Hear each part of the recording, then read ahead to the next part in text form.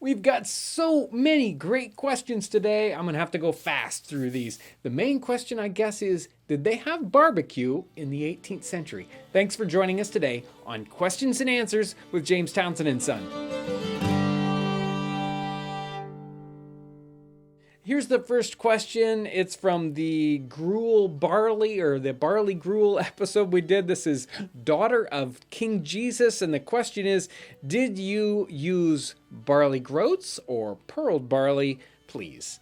I used pearled barley in that one. Barley groats aren't that easy to get around here necessarily, and the pearled barley worked great. Here's one from the 24-hour earthen oven video. This is G. Webster.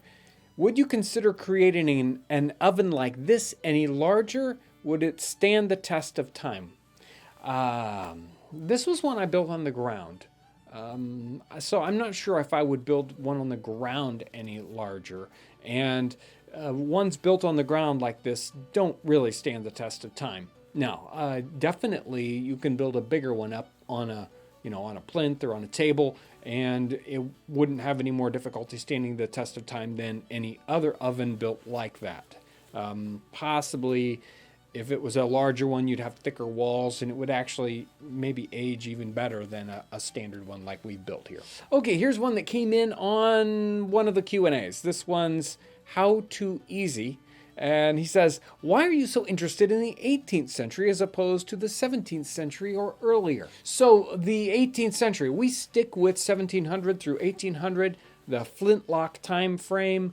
Actually, the business, we go from 1750 to 1820 or so. But that really is obviously a very monumental time for North American history, and with the Revolution and War of 1812, all that going on. So it is a very important time period for us. And it is this great time period where you're going from one philosophy to another. There's great changes happening with fashion and so many other things. So it's a great time period to study. Here's one that just came in on the channel itself. It's a channel comment from Tennis Smith. Hi, love your channel. It's a great find. We're going to be trying your recipes. Have you ever considered trying any eel recipes? No, we haven't considered trying eel recipes. Kevin's excited about doing eel. I'm not so excited about doing eel, but we don't have any access to eels here.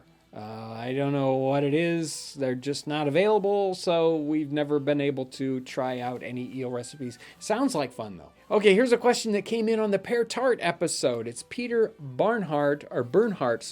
He says, do the cookbooks you investigate also ask for quinces in these tarts? They are available in American supermarkets in the winter. Also, do the American cookbooks call for gooseberries, or is that only in English cookbooks? Missouri has a brief gooseberry season, and I'd like to try something different aside from the relish and stewed gooseberries. Well, quince, yes, you definitely, in the English cookbooks, you'll see quince puddings, quince cream, quince marmalade, tarts, and sometimes they even added them to apple pies. So quinces were used quite often. When it comes to the gooseberry recipes, you ask it about American cookbooks versus English cookbooks, and there is only one 18th century American cookbook, and that's right at the very end of the century, 1796, when Amelia Simmons does her little cookbook. All the rest, really American cookbooks, come into the forefront in the 1820s and 30s and 40s.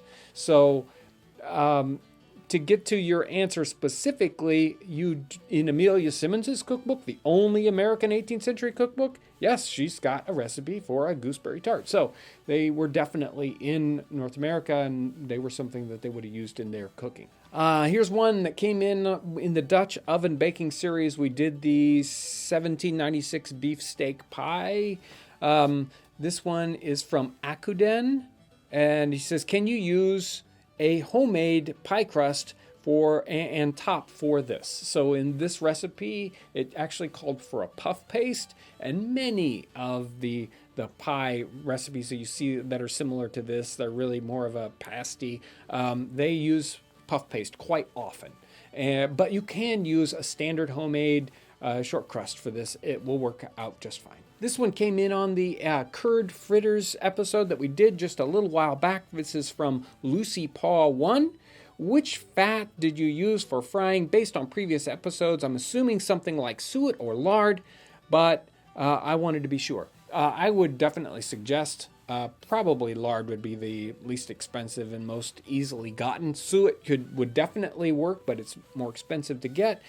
We actually in this episode just used a regular vegetable oil, so we cheated because it was simpler and it's what we had on hand at the time. But lard's going to work great for this. Here's a question that came in on the succotash episode. This is Anthony Della Mota. He says, this looks delicious. I always loved corn. I have 2 questions, if you have time. One, there was a recipe I remember from you, a butter and meat paste that was kept preserved in a jar with a layer of solidified fat on top. Do you know what this is? And I've been searching and I can't find it. I'm trying to remember the episode that we did that referenced that. We didn't actually make it. And this is called, in the 18th century, this would be potted meat. So they would say, you know, to make potted beef, or they might even do something like potted lobster. But same thing. You cook the meat to kind of shredded texture, and then you pack it into a little pot with making sure you get no air in there. And then you top it up with a layer of something like a clarified butter, or you could maybe even use something like suet on top, but clarified butter would be most likely what they'd use. And then they would put a little paper cover on top of that to protect it so dust wouldn't get into it. I think it was in the bone broth episode. And the second question he's got is, secondly, is there a way to make pemmican without either buying a dehydrator or running my electric oven for an entire day? Both sound really expensive. Really. Now, when we called for a dehydrator, what's happening here is we only want the fan action to be happening here. We don't actually want that much heat for pemmican. So just a fan is going to work. Or you could use, just like the Métis people did, they just put that out in the sun to dry it. I don't know if I would necessarily suggest that with flies and all kinds of stuff outdoors, but a fan blowing on the meat is going to dry it out. And here's one that came in on the pemmican, and this is Dolo Inc. I'm not sure how to say that one. He says, can clarified butter or ghee be substituted for animal fat? And this is in the pemmican, and the answer would be no. The pemmican, you want a really solid fat, especially at room temperature. So even something like lard is probably going to be too soft unless you're in a very cold environment. So the suet is really the one to use. Clarified butter will never really solidify like you want it to be at any normal kind of room temperature, so I would not suggest that. Here's a question that came in on the succotash. This is Spy Hop X. In the modern day, I've only seen succotash made using sweet corn, including in this video. But is there actually any indication that it was originally made by the native people using sweet corn rather than flint corn or corn flour hominy, making the dish more like pozzoli? I think that's what he means there. You know, we used standard sweet corn because that's what is generally available to most everybody out there. And the problem, of course, is they would have used a flint corn, but getting a flint corn available to you is very difficult, and especially in a green corn setting. So we needed a fresh, an undried corn. So the other part of the question is would they have used hominy or other kinds of corn? And yes, in the fall succotash, they would have likely used a hominy. And if you have access to flint corn hominy, then that would be perfect for this kind of a setting. Here's another great succotash comment or in question. This is K Mall. Hey John, thanks for all the great videos. I've been watching you folks since season 1. I've never missed any. Believe it or not, nutmeg is a great addition to succotash. Now I would have never guessed. Next time I make it, I'm going to try it with nutmeg. Yes, nutmeg again. This is the way my grandmother made it. She also added a bit of cream after straining off the broth. Another native traditional meal is Three Sisters stew, which uses corn, beans, and squash, the Three Sisters, and a meat can be added such as venison or bear. the meat can either be fresh or dry, just another adaptation of succotash. And yes, we have actually seen in the 18th century texts where they would call the same thing the Three Sisters kind of term was used in there. So yes. And here is the finally the main question here. This is on the succotash. This question is from Ghetto Cabbage.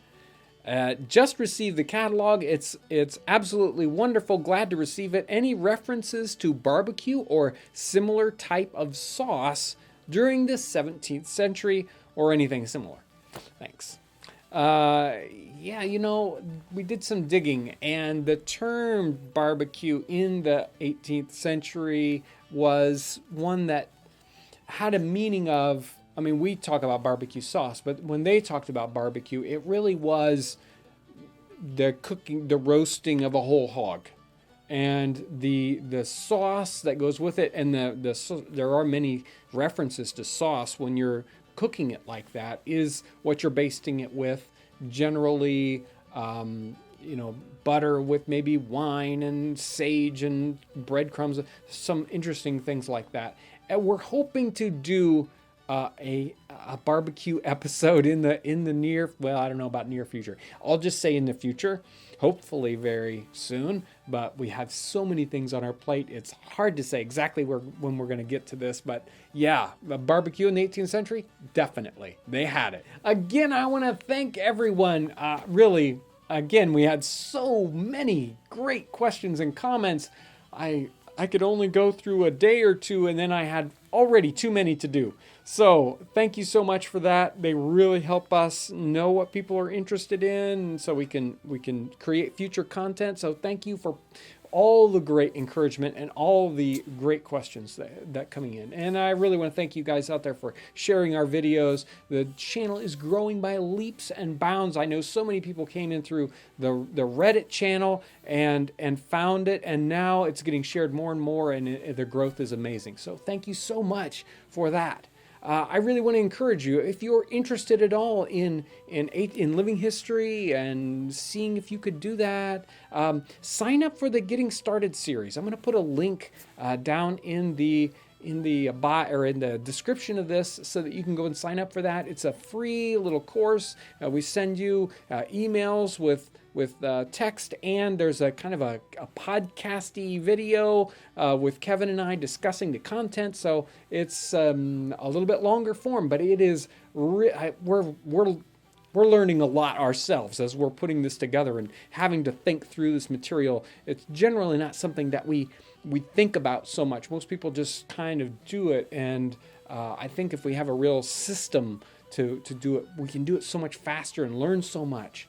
So I want to thank everyone for all your great comments. Thank you so much today for watching. If you're a new viewer and you haven't subscribed, press the subscribe button up here. That'll take you to a spot where you can subscribe. I want to thank everyone for watching.